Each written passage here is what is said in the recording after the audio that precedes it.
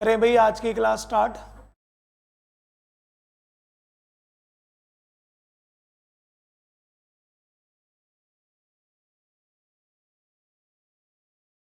चलिए, good evening everyone, welcome back to our YouTube channel Sigma Gurukul. So आज हमारा mission inspector batch का 46th day, या फिर मैं यूं बोलूं 46th मॉक टेस्ट आज हम इसको सॉल्व करने जा रहे हैं, जो कि हमारा आपको थंबनेल से पता चल गया होगा वॉइस स्पेशल है। यानी कि आज हम लोग अपनी ग्रामर की जो हमारी सीरीज है उसका 3rd चैप्टर करने जा रहे हैं। फर्स्ट चैप्टर हमने ऑलरेडी कर लिया था कंप्लीट, जिसका नाम था नाउन। सेकंड हमने कंप्लीट कर लिया था प्रोनाउन। आज बच्चों हम करने जा रहे हैं कौन सा? 3rd, यानी कि ग्रामर में 3rd हमारा वॉइस का चैप्टर। ठीक है, हालांकि वॉइस जो है ना वो हम लोगों को कभी भी टाइम एंड टेंस के बाद ही पढ़ना चाहिए, बट वो सारे लोग पढ़ाते हैं, बट मैं ऐसा नहीं करता। मैं बच्चों को ये चाहता हूं कि जब मैं टाइम एंड टेंस का चैप्टर पढ़ाऊं तो बच्चों को बहुत सारी बातें वॉइस से भी सीखने को मिल गई हो। ठीक है, तो आज की में जो क्लास में जो हमने क्वेश्चंस रखे हैं वो क्वेश्चंस बच्चों वो वाले हैं जो अभी फिलहाल 2 साल से एक्टिव वॉइस, पैसिव वॉइस जितने भी एग्जाम्स हुए हैं और जो एग्जामिनर ने फोकस करा है जिस पॉइंट पे, विच इज कॉल्ड वर्ब। अगर आपको वर्ब की अच्छी नॉलेज है तो आपको वॉइस और नरेशन में कभी भी प्रॉब्लम नहीं आने वाली।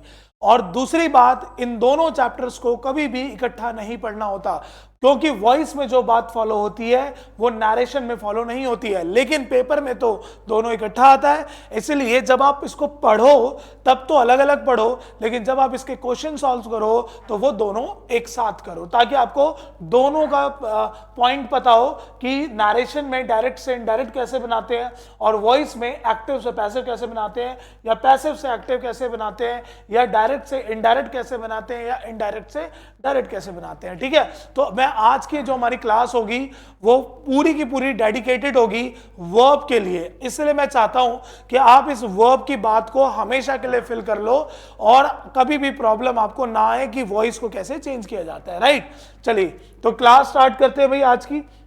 आज सभी स्टूडेंट्स मेरे साथ इसका आंसर भी देने की कोशिश करना। चलिए देखिए, और एक बार सेंटेंस में बताएंगे क्या ऑप्शन हो सकता है। अब यहाँ पे एरर तो होगा नहीं। अब हमारे पास डायरेक्ट क्या होगा बच्चों कि आपके पास वॉइस है जिसमें उसने डायरेक्ट बोल दिया, एक्टिव भी हो सकता है और पैसिव भी हो सकता है, तो आपको खुद समझना पड़ेगा कि वो एक्टिव है या पैसिव है। चलिए क्वेश्चन पढ़ते हैं। My request should be considered. आप पढ़िए, इसमें लिखा हुआ है my request should be considered.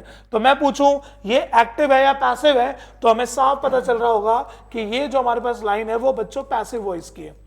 अब आप देखो, जब हमारे पास ये लाइन लिखी हुई है ना बच्चों, ऑप्शंस पे चले जाओ, ऑप्शन में क्या लिखा हुआ है, क्योंकि इसके आंसर 2-3 बन सकते हैं। जैसे इसके अंदर ऑब्जेक्ट नहीं है तो बाय अस का सब्जेक्ट बाय अस हो जाता है, और बाय अस के लिए सब्जेक्ट वी आता है, जो कि हमारा कहलाता है वेरी वेल नॉन पर्सन। जो बच्चे मेरे से ऑलरेडी वॉइस का चैप्टर पढ़ चुके हैं उन सबको ये बात मालूम है कि हमने जब वॉइस का चैप्टर पढ़ा था तो 10 पार्ट्स में इसको डिवाइड करा था। ठीक है, लेकिन ऑप्शन में देखकर हमें पता चल रहा है कि ऑप्शन में हमारे पास एक वर्ड यूज कर रखा है प्लीज।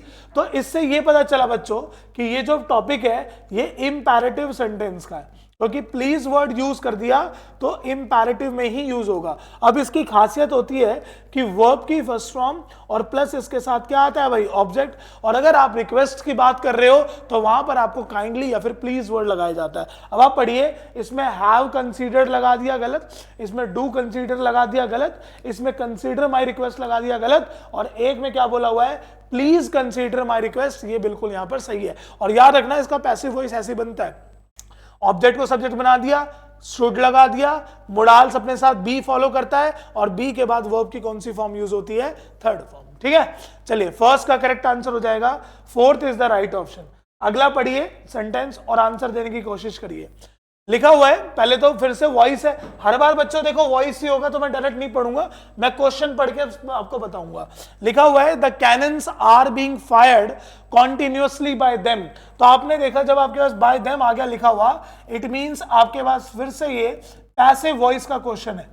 कौन से वॉइस का क्वेश्चन है? पैसिव वॉइस का। और वॉइस में हमेशा एक बात याद रखना, जिस फॉर्मेट में क्वेश्चन होता है उसी फॉर्मेट में आंसर आता है। अफर्मेटिव सेंटेंस का अफर्मेटिव, नेगेटिव सेंटेंस का नेगेटिव, इंटेरोगेटिव सेंटेंस का इंटेरोगेटिव, प्रेजेंट का प्रेजेंट, पास्ट का पास्ट और फ्यूचर का फ्यूचर। ठीक है, अब आप पढ़ो, इसमें लिखा हुआ है आर बीइंग फायर्ड। अब आप देखो आर बीइंग फायर्ड ना, अच्छा मैं जब भी इस तरफ लिखूंगा तो एक्टिव समझ जाना, जब भी इस तरफ लिखूंगा तो पैसिव समझ जाना। ठीक है भाई, तो अगर मेरे पास लिखा होगा आर बीइंग फायर्ड, तो आपको पता है कि इज एम आर प्लस में बीइंग प्लस में वर्ब की थर्ड फॉर्म, ये बच्चों तभी लगा होगा जब हमारे पास एक्टिव में इज एम आर प्लस में वर्ब की फोर्थ फॉर्म यूज होगी। क्या यूज होगी? इज एम आर वर्ब की फोर्थ फॉर्म।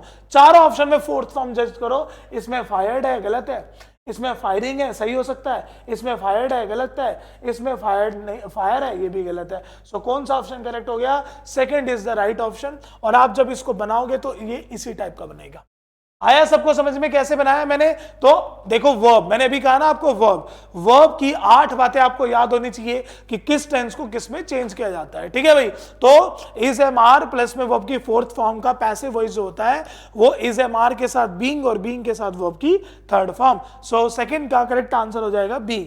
अगला पढ़ते हैं नेक्स्ट सेंटेंस, क्या बोल रहा है कि a new book on games will be released by the publishers next week। तो फिर से पढ़ो बच्चों, क्या लिखा हुआ है? by the publishers, यानी कि ये पैसिव वॉइस हो गया। और आप देखो इसमें क्वेश्चन जो है will be released है, यानी कि will be released का मतलब हो गया will हो गया मोडाल्स, यानी कि मोडाल्स के साथ बी और बी के साथ वर्ब की थर्ड फॉर्म।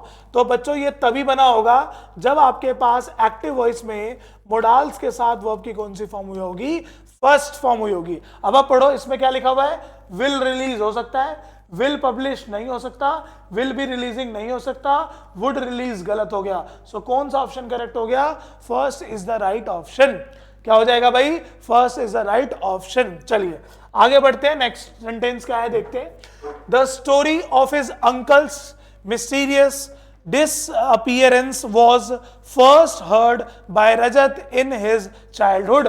फिर से देखो पढ़ो, यहां पर by रजत लिख दिया, इसका मतलब एक्टिव हुआ पैसिव हुआ? तो आपने आंसर बताना है क्या हुआ? पैसिव। क्या आंसर हो गया भाई? Passive voice. उल्टा बनाना है एक्टिव, तो पढ़ो ये क्या लिखा हुआ है? was first heard। तो आप पढ़ो यहां पर was के साथ वर्ब की थर्ड फॉर्म आ गई। तो सर वर्ब की was वर्ब के साथ वर्ब की थर्ड फॉर्म कब आती है? जब हमारे पास एक्टिव वॉइस में वर्ब की कौन सी फॉर्म लगी हो? सेकंड फॉर्म लगी हो। मैंने मिशन इंस्पेक्टर की कितनी सारी क्लासेस में पॉइंट पढ़ाया आपको। अब आप पढ़ो, इसमें हर्ड लिखा है बिल्कुल सही है, इसमें भी हर्ड लिखा है बिल्कुल सही है, इसमें भी हर्ड लिखा है बिल्कुल सही है, इसमें भी हर्ड लिखा है बिल्कुल सही है। अब आप देखना सेकंड नंबर कि सर हर बार तो वॉइस में वर्ब से सही नहीं होता, तो दूसरा ऑप्शन होता है बच्चों सब्जेक्ट। अब जरा सब्जेक्ट कंसीडर करो, यहां क्या लिखा था? बाय रजत। अब आप पढ़ो, फर्स्ट सेंटेंस में बाय रजत नहीं है, सेकंड में रजत है, थर्ड में रजत नहीं है और फोर्थ में रजत से है। गलत हो गया। लो, आपको कुछ भी नहीं पढ़ने की जरूरत पड़ी, डायरेक्ट आपने आंसर दे दिया। कौन सा भाई? सेकंड, है ना? क्योंकि देखो रजत में अपोस्ट्रोफी है, हमारे पास पैसिव में नहीं था। थर्ड में द स्टोरी रजत लिखा हुआ है, गलत है। उसके बाद जो हमारे पास फर्स्ट है उसमें द स्टोरी अंकल लिखा हुआ है। तो पूरा का पूरा सेंटेंस 2 पॉइंट से आपको समझ में आ गया होगा, एक हो गया वर्ब और एक हो गया सब्जेक्ट। ठीक है भाई, क्योंकि पैसिव का जो ऑब्जेक्ट होता है वो एक्टिव का क्या होता है? सब्जेक्ट। देखो वॉइस अगर आप यहां तक पहुंच गए होंगे, ध्यान से सुनना, एक आधा बच्चा होता है जो पहली बार जब ये क्लासेस देखता है तो यूं सोचता है कि सर आपने तो ये बताया ही नहीं वॉइस होता क्या है, वॉइस का मतलब क्या है, क्या सब्जेक्ट है क्या। भाई ये सारी बातें आज हम 46 मॉक टेस्ट पूरा कर रहे हैं, यानी कि हमारी हाफ सेंचुरी हो जाएगी थोड़े टाइम में।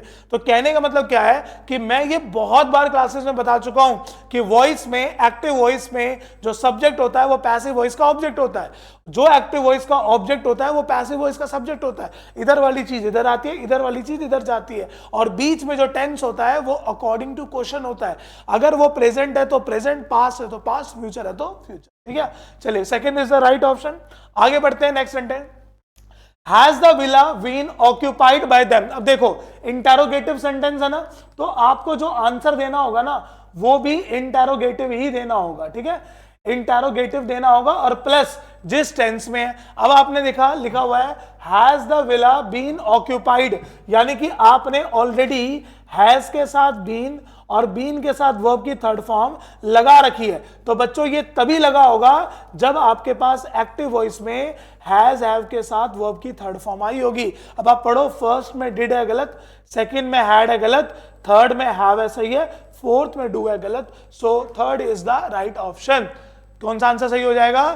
Third is the right option. बिल्कुल आसान था, बना के देख लो, ऐसे ही बनेगा। चलिए six sentence, Priya washes her clothes in the evening. अब आप पढ़िए, वॉशेस यहां पर वर्ब की फिफ्थ फॉर्म है, तो इस बार ये हमारे पास बच्चों एक्टिव वॉइस है। कौन सा वॉइस है? एक्टिव। अब हमें इसका पैसिव बनाना है। तो हम सबको पता है जब भी V1 और V5 का पैसिव वॉइस पूछा जाता है तो उसका आंसर होता है इज एम आर प्लस में वर्ब की third form. Is am are plus में वर्ब की थर्ड फॉर्म। वॉज वॉश्ड गलत, इज वॉश्ड हो सकता है, आर वॉश हो सकता है, वर वॉश्ड गलत। अब आप पढ़िए यहां पर क्या लिखा था? क्लोथ्स। तो क्लोथ्स के साथ इज नहीं आएगा ना, क्योंकि क्लोथ्स जो है वो प्लूरल है। सो आंसर क्या हो जाएगा? Third is the right option. कौन सा हो जाएगा भाई? Third is the right option. चलिए आगे बढ़ते। लिखा हुआ है robin rolled the marble through a small plastic pipe. अब आप पढ़िए फिर से, रोल्ड वर्ब की कौन सी फॉर्म है? सेकंड फॉर्म है, यानी कि ये आपके पास कौन सा वॉइस हुआ सर? एक्टिव वॉइस हुआ। अब हमसे कोई पूछेगा इसका पैसिव बनाना है, तो हम सबको पता है कि V1 का जो आंसर होता है वो वॉज वर्ब के साथ वर्ब की थर्ड फॉर्म में होता है। इसमें होता है वॉज वर्ब के साथ वर्ब की थर्ड फॉर्म में।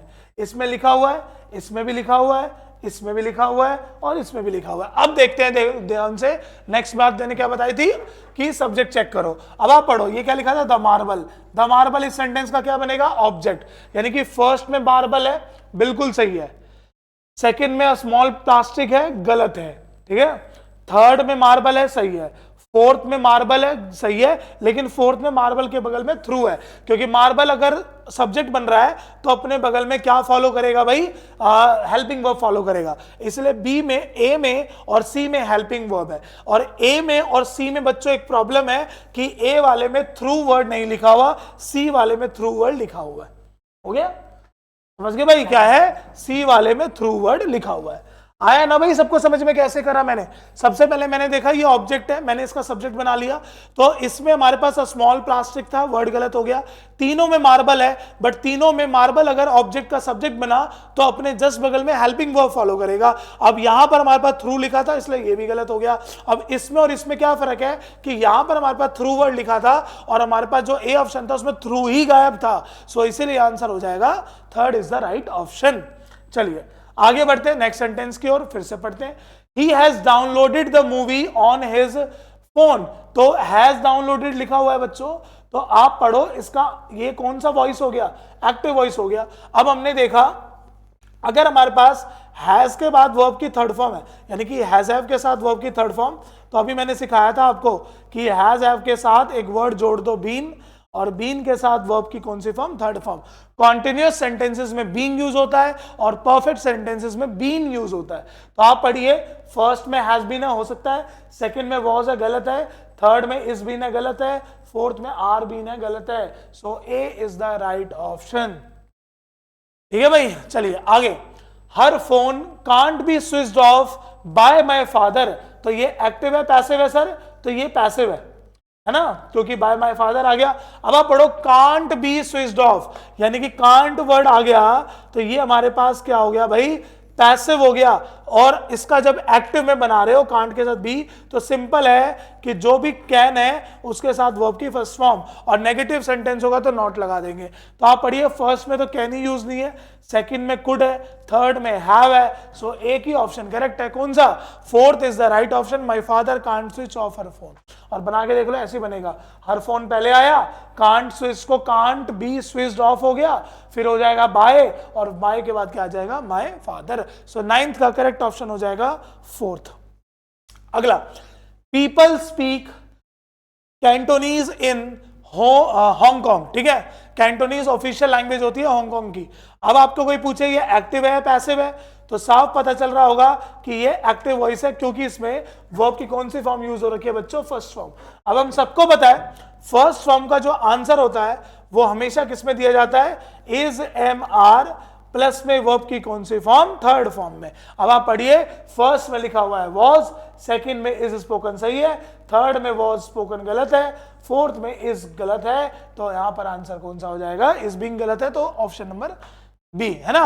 और आप पढ़ो, इसमें बाई पीपल भी नहीं यूज हुआ, क्योंकि पैसिव वॉइस में वैसे बाई पीपल भी रिपीट नहीं किया जाता।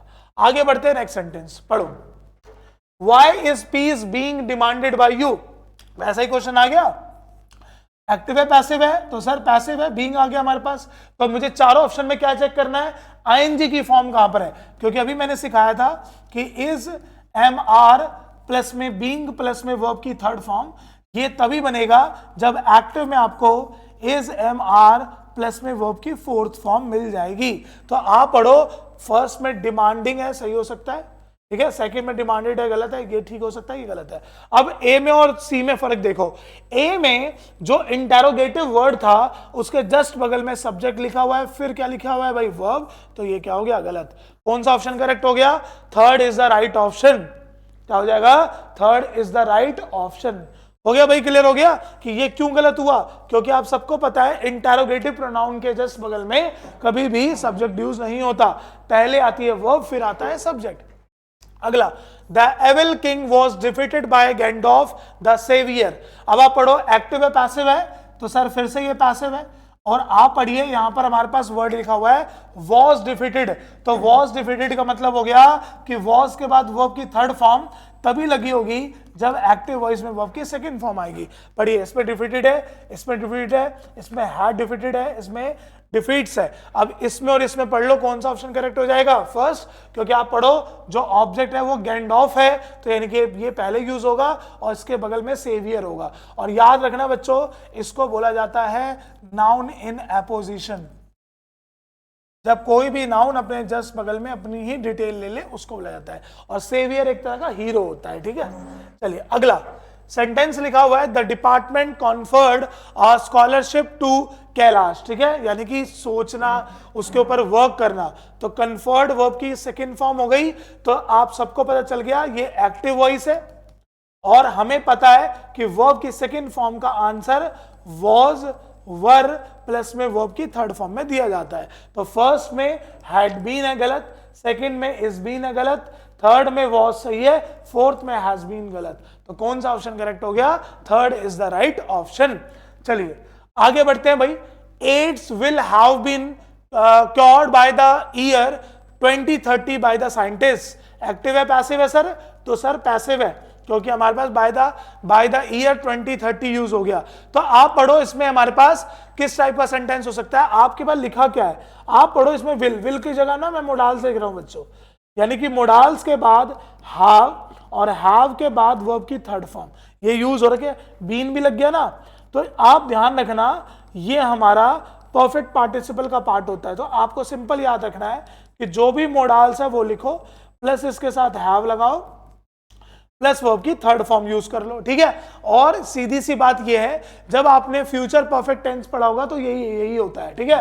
अब आप पढ़ो, विल हैव बीन क्योर्ड में विल हैव क्योर्ड हो सकता है, क्योर नहीं हो सकता, विल क्योर नहीं हो सकता, मस्ट नहीं हो सकता, तो A is the right option, ठीक है। चलिए आगे बढ़ते हैं। Next, the company sold the newly introduced car to the highest bidder. अब आप पढ़िए, सोल्ड वर्ब की कौन सी फॉर्म हो गई, सेकेंड फॉर्म हो गई सर। फिर से एक्टिव है पैसिव है, तो सर एक्टिव है, क्या है भाई, एक्टिव है। हमें पैसिव बनाना है, आंसर किस में आएगा भाई, V2 का।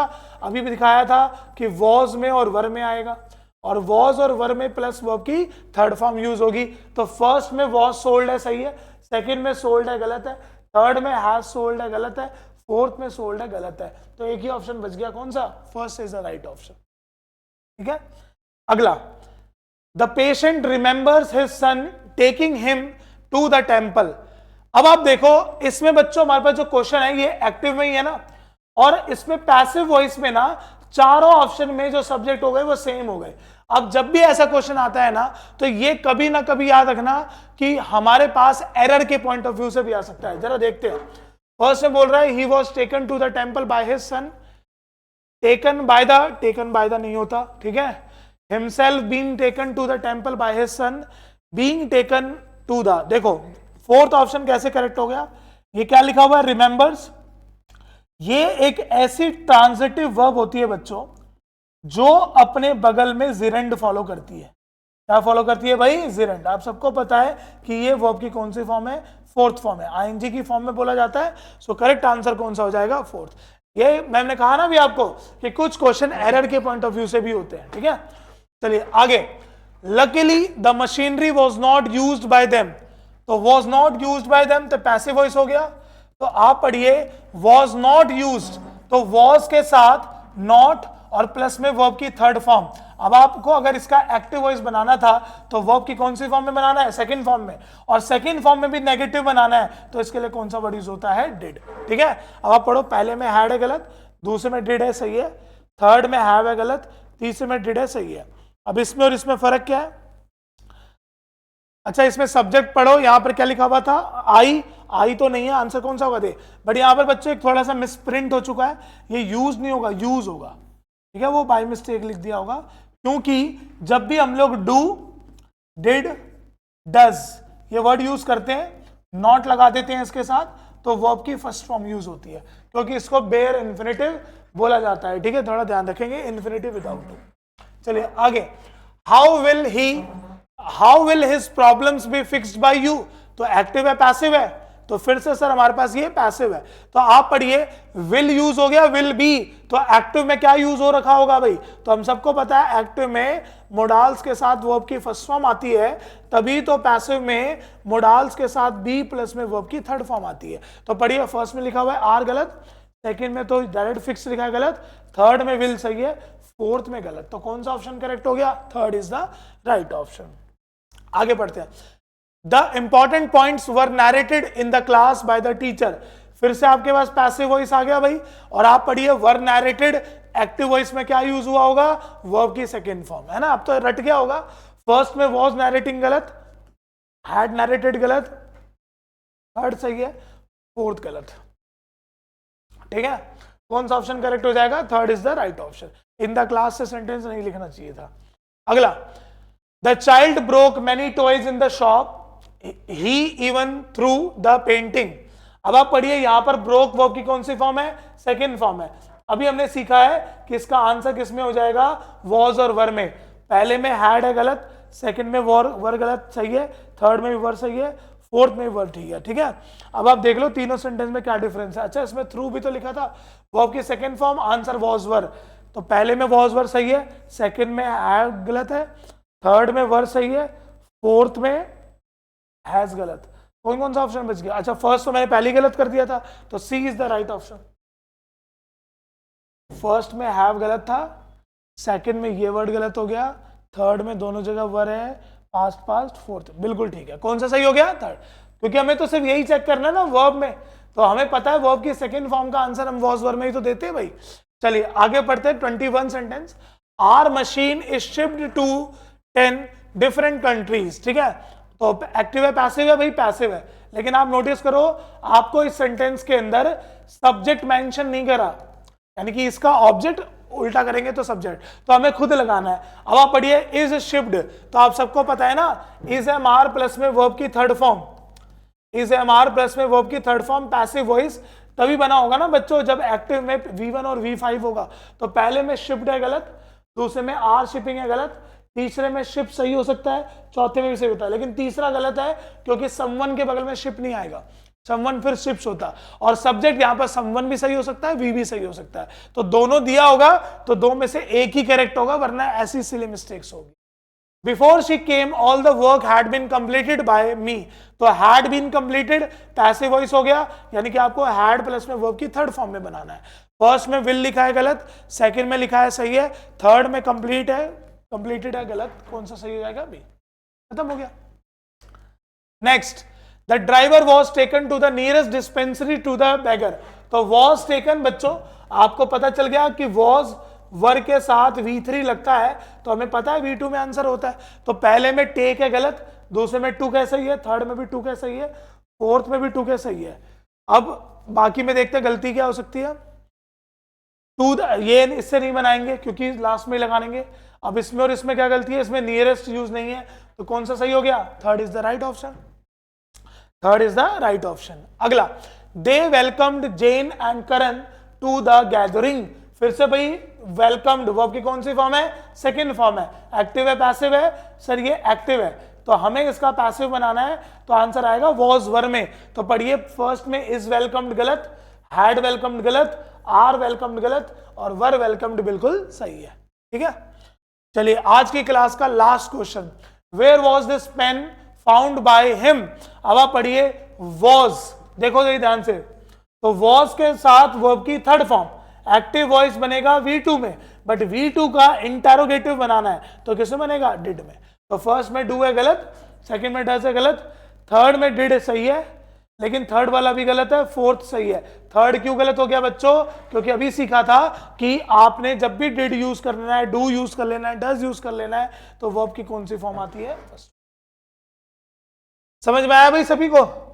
तो आज हमने वॉइस की एक क्लास कंप्लीट कर ली है, एक क्लास में और कराऊंगा वॉइस की, क्योंकि इसमें पैसिव वॉइस ज्यादा थे। अब नेक्स्ट वाले में मैं एक्टिव वॉइस ज्यादा दूंगा, मतलब एक्टिव होगा तो एक्टिव से पैसिव, इसमें उल्टा था, पैसिव से एक्टिव। दूसरी चीज, एक और क्लास आपको मिल जाएगी तो 2 क्लासेस में हो गई, यानी कि 50 क्वेश्चंस, और मैं ऑलरेडी शायद 100 के आसपास क्वेश्चन वॉइस के पढ़ा भी चुका हूं। ठीक है, ये जो वीडियो मिलेगी आपको जब भी आज की रात की क्लास में, तो इस वीडियो के नीचे ही मैं आपको डिस्क्रिप्शन में वो 100 क्वेश्चंस वाली भी वीडियो डलवा दूंगा। अगर यार तुम 200 क्वेश्चंस के एरर सॉल्व कर लोगे तो वैसी कोई प्रॉब्लम नहीं होगी। ठीक है भाई, चलो, तो आज हमारा जो वॉइस का जो फर्स्ट डे, वॉइस के 2 क्लासेस होंगी, उसका फर्स्ट डे आज कंप्लीट होता है। ठीक है, आई होप सो आप सारे बच्चे ये सारी वीडियोस देख रहे होंगे। और मैं फिर कह रहा हूं, जिन बच्चों का सीजीएल का एग्जाम है और सीपीओ का एग्जाम है, भाई ये 100 क्लासेस देख के जाना जरूर, और फिर आप मेरे से आके पूछना, क्योंकि दोनों में सब इंस्पेक्टर की रैंक तो लगती है, एक में तो इंस्पेक्टर भी बनते हैं हम लोग सीजीएल में। आपको बिना इंग्लिश के आपको पता है कि बनना इम्पॉसिबल है, क्योंकि सीजीएल में सबसे ज्यादा वेटेज जो होती है वो इंग्लिश की होती है, और सीपीओ जो है उसमें तो आप बन ही नहीं सकते सब इंस्पेक्टर, क्योंकि उसमें तो सारी की सारी इंग्लिश ही आती है। तो इसीलिए आप ये वीडियो जरूर देखो। जो लेक्चर आपको समझ में नहीं आता, कुछ ऐसा पॉइंट है जो आपको नहीं समझ में आता, तो मैंने बहुत बार समझाया है कि हमारे यहाँ की जो कोई भी काउंसलिंग दी जाती है उसका कोई चार्ज नहीं होता। आप मेरे से बिल्कुल इंडिपेंडेंट हो कोई भी क्वेरी लेके आने के लिए, चाहे आप बेशक मेरे से पढ़ते हो, चाहे मेरे से आप ना पढ़ते हो। ठीक है, चलिए मिलते हैं नेक्स्ट क्लास में। जय हिंद, जय भारत, गुड नाइट एवरीवन।